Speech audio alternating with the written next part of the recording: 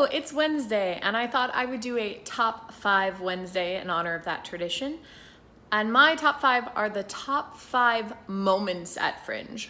I already talked a lot about the shows I liked and about a lot of other things, and I gave some funny reviews. We'll be releasing on Phoenix Tears some of the funny stuff we did for 10-Minute Tuesdays, like my 75-second version of How to Eat a Bear that I'm pretty proud of.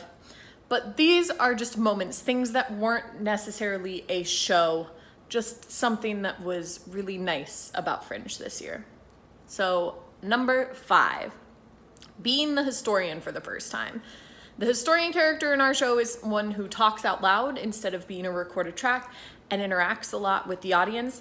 And I did that for opening press preview night. And I was very nervous beforehand. I just want to mention that.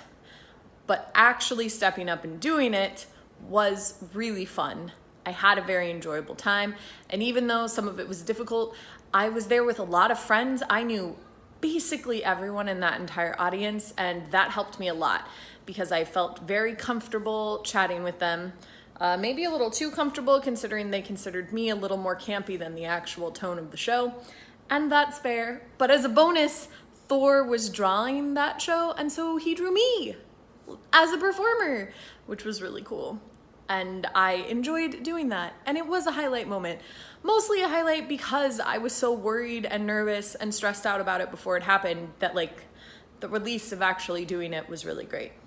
Which is always the case with me. I'm always nervous before things start. And then about 10 seconds before I'm ready to go on stage, I'm like, whatever. My life is pretty good and it's not gonna be ruined by a bad performance.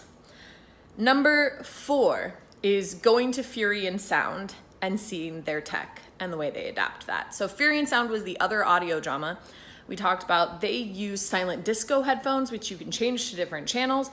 The range on those was ridiculous. They also live mic'd their actors and then fed that in. And yes, I spent a lot of that show just drooling over the tech. But I also enjoyed the show, and it was cool and unique, and it got my brain turning about all the things that we could do, which is always exciting. So if you have a lot of money and you're like, wow, I don't know what to do with these bags and bags of money, you could donate some to Phoenix Tears so that we could buy an entire silent disco set. That would be great. Number 3, commissioning a custom keychain from Adrienne Drawd. She was the artist. I don't interview her because she doesn't like to be on camera, but she does a lot of great art. I have bought her art on many occasions. She did the custom Jaguar piece that I got last year, which you've seen on my wall, and I commissioned a custom keychain of Phoenix Tears that I don't have to show you because I gave it to Ginger as a gift, and she loved it. And I'm very happy with the way that turned out and look forward to ordering some custom keychains or pins or magnets from her in the future. Number 2 is flyering for other shows. I do this every year, but not necessarily to the level at which I did it this year. So this year I actually actively advertised that I wanted to flyer for other shows and invited people to give me flyers if I enjoyed their shows so I could talk about them.